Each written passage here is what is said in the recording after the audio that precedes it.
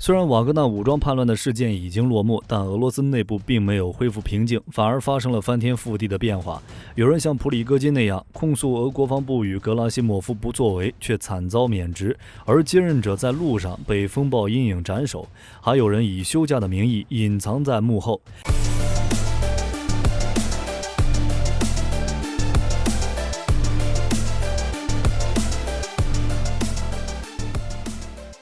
第一件事，也是火力军觉得最搞笑的事，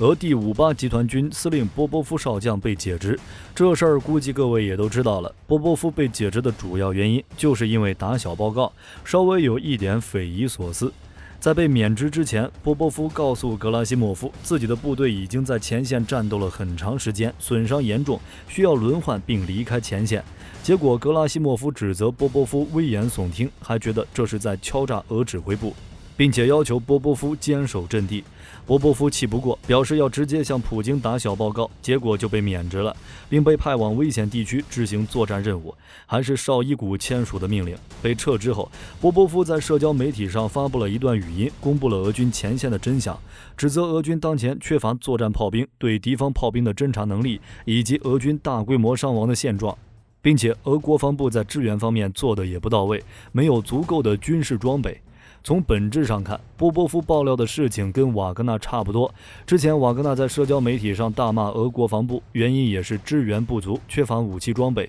只是波波夫没有普里戈金那么硬的背景，普里戈金骂完俄国防部依旧是瓦格纳头子，到后面武装反叛之后才被拉下马。而波波夫只是说了一句实话，就被绍伊古免去了职务。当然了，波波夫被免职也有更深一层的意义，俄国防部在掩盖前线俄军受到重创的事实。第58集团军火力军也说过，之前驻扎在边疆地区，属于俄罗斯陆军中的精锐，虽然没有近卫的称号，但战力比很多有近卫头衔的部队都强。乌军反攻开始后，58集团军负责扎波罗热的防御，战绩也不错，以一己之力抵抗乌军两个方向的攻势。在扎波罗热中线，乌军的北约化新军打了1个多月，没有明显的成果，还出现了一定的损失，豹二、布雷德利都报废了不少。但就是这样一支王牌部队，集团军司令却在叫苦，因为反炮兵作业不行，第58集团军出现了大规模伤亡，而且俄国防部还在背后捅了一刀，伤亡大，想轮休，不好意思，不可能，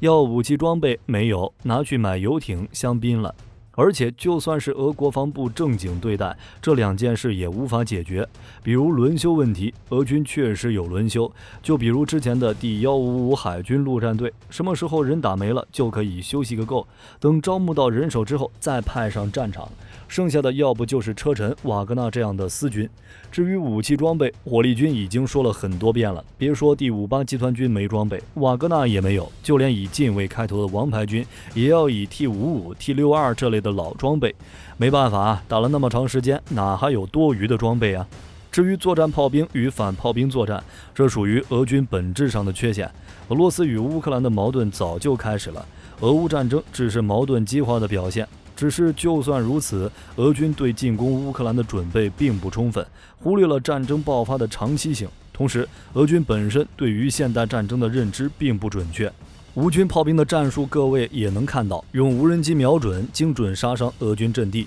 而俄军依旧是二战就在使用的炮兵观测战术，以炮兵侦察兵去观察敌人的阵地位置，很难抓住乌军火炮。后来被打痛之后，才找伊朗进口无人机，只是伊朗干啥啥不行，仿造第一名，实力也就那样。而且乌军的火炮优势也很大，北约援助的反炮兵雷达和数字化火炮要比俄军火炮优秀得多，同时还有北约的情报支持，比如北约的天基卫星侦察网络，侦察到俄军阵地位置之后，就可以报告给海马斯。可以说，只要北约继续给乌克兰提供支援，那俄军炮兵就毫无办法。问题一直摆在绍伊古和格拉西莫夫面前，但是解决不掉。为了不让国内民众觉得没有胜利的希望，俄国防部也只能掩盖俄军损失惨重的事实，编造已经准备好的谎言。而波波夫讲真话，就等于跟国家对着干。如果再爆料点其他东西，很有可能引发内部纷争和政治动荡，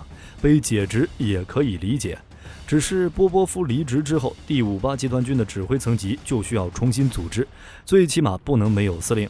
只是接任者刚进入别尔江斯克酒店，就被乌军的风暴阴影导弹击中，当场身亡。波波夫被解职之后，俄国防部让南部军区副司令佐科夫中将去接任第58集团军司令职位。只是没想到，佐科夫抵达别尔江斯克酒店没多久，就被风暴阴影导弹击中。只能说躲不过的，终究是躲不过。去年9月份的时候，佐科夫在斯瓦托维附近被海马斯袭击，那次运气好，只是重伤，而这次就没那么好的运气了。7月10日晚上，佐科夫抵达扎波罗热，并在别尔江斯克市的杜纳饭店下榻。几个小时之后，也就是7月11日凌晨，乌克兰空军向此地发射了一枚风暴阴影，精准地命中了杜纳饭店。佐科夫也因此身亡，顺带还创下了一个记录：俄乌战争中俄军阵亡的最高将领。这里面就有一个问题，乌军是怎么发现佐科夫的？佐科夫抵达酒店没几小时就遭到袭击，很显然乌军早就收到情报了。佐科夫的遇袭原因可能是别尔江斯克的酒店里藏着乌克兰间谍，乌克兰在反攻之前就开始渗透扎波罗热了，有间谍很正常，只是佐科夫入住杜纳饭店刚好有间谍，也有点太巧了，所以也有可能是俄军内部有间谍将佐科夫的行踪泄露出去，保不准波波夫的战友不满意俄国防部的处理，也不愿意让佐科夫成为第58集团军的司令，来了一手借刀杀人。只是以上两种选择没有事实依据，可能性很小。最大的可能还是美国卫星探测到了俄罗斯军用越野车和通讯车辆出现在别尔江斯克市。乌克兰的地下情报局对酒店进行探查，随后确定了佐科夫位置，并且将消息传递给空军。于是苏24携带风暴阴影对佐科夫来了一发。值得一提的是，这已经是第2位遭到风暴阴影打击阵亡的俄军将领。6月12日，俄军第35集团军参谋长戈里亚乔夫在扎波罗热地区被袭击，而佐科夫绝对不是最后一个。风暴阴影导弹算是俄乌战场的一个绝对转变，凭借着风暴阴影的射程与隐身性能，乌军可以随时攻击俄防线的大后方。只是导弹数量不多，所以目标一般都是高价值。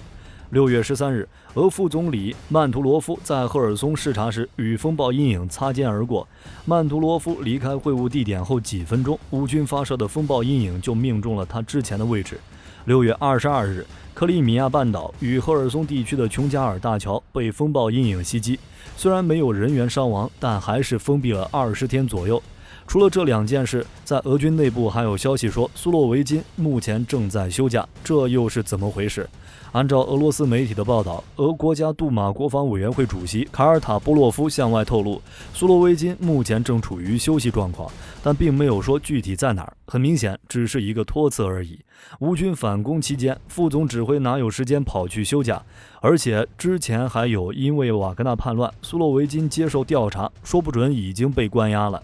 诸如此类的消息，最近这段时间层出不穷，究竟哪些是真的，哪些是假的，目前还不得而知。不过，如果问苏洛维金有没有进小黑屋，火力军的看法是没有。苏洛维金上一次露面还是瓦格纳兵变的时候，手拿武器呼吁战士停止兵变，服从国家领导，之后就杳无音讯，还出现了被逮捕、接受调查的新闻。不过，克里姆林宫发言人佩斯科夫已经否认了苏洛维金提前知道兵变的消息。苏洛维金的女儿也强调了苏洛维金没有被逮捕，现在一切正常。公共监督委员会也报告说，苏洛维金不在列夫尔托沃或其他还押中心，所以火力军认为这是普京的权术，把瓦格纳拉下马，顺带再给绍伊古一个大嘴巴子。在瓦格纳骗了全世界那一期，火力军也说了，苏洛维金是为了配合双普行动，以关押为借口秘密隐藏，顺带还能表现一下普京肃清内鬼的决心。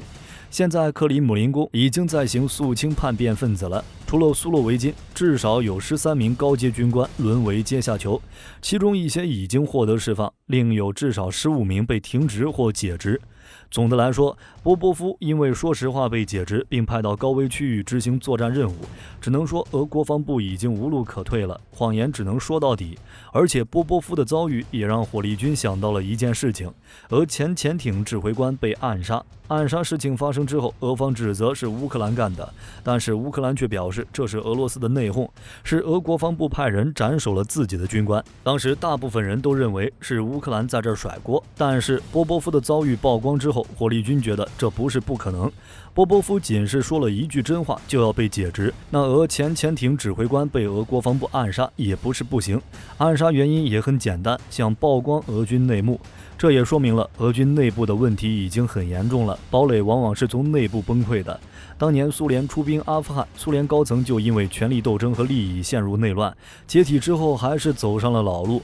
除此之外，波波夫解职与佐科夫遇袭肯定会影响第58集团军的指挥体系。司令离职之后，本身就需要一段时间过渡才能实现权力交接，但是谁也没想到接任者被袭击了，这会影响战争指挥的效率和协调性。扎波罗热的防御或许也会出现问题。而现在的俄乌战场恰好处于激战时期，乌克兰情报部门指出，随着俄军再一次增兵，在乌克兰境内作战的俄军已经达到了37万人。之前乌军在前线发现了俄罗斯第68集团军第18机炮师，这是苏联时期驻扎在远东地区的精锐，现在也是防止日本干涉北方四岛。没想到连这种边防军都被调到前线了，这也说明了俄军兵力不足的问题，想轮休下辈子吧。而且刻赤大桥被炸之后，俄军开始在战线上动手了。乌军在南部和东部发现了大量的无人机，敖德萨、赫尔松和尼古拉耶夫等地都遭到了俄军的攻击。按照乌军的说法，俄罗斯的报复才刚刚开始。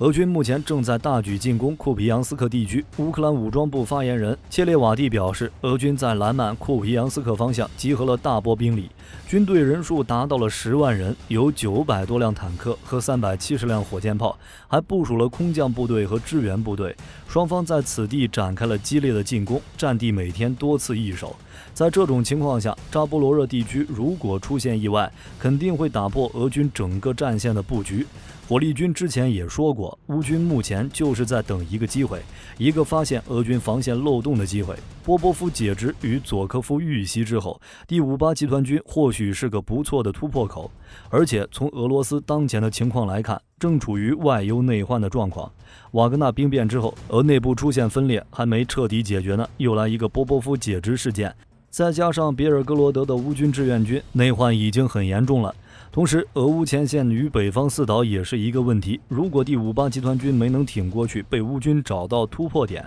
反攻克里米亚就不只是说说而已了。而且，俄罗斯将远东地区的合同兵送往前线后，后方就相当虚弱了。北方四岛说没就没。日本可一直都想收回北方四岛，之前还曾经找美国一起在附近举行军演，但碍于俄罗斯的兵力一直没能行动。如果在俄罗斯前线焦灼、后方空虚的时候，日本选择动手，那俄罗斯就是3面夹击了。各位认为日本有没有机会收回北方四岛？可以在视频下方留言，大家一起讨论。我是火力军，下期见。